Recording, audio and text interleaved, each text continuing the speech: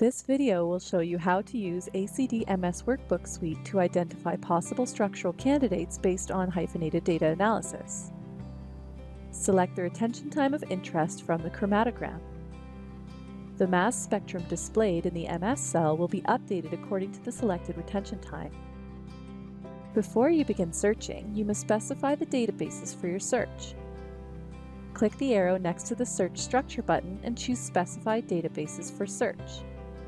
Right-click and choose Check All to ensure that all PubChem and ChemSpider databases are selected.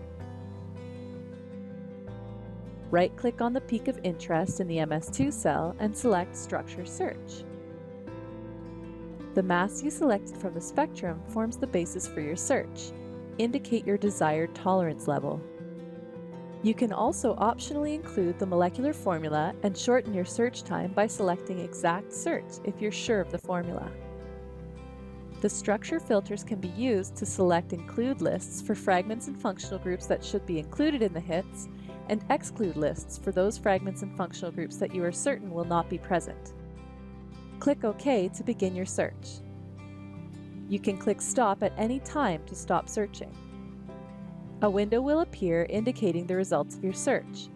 Click OK to open the table of structure search results. Right-click in the table and choose Remove Duplicate Structures to shorten the list. Choose several of the hits, then right-click and select Show Only Selected.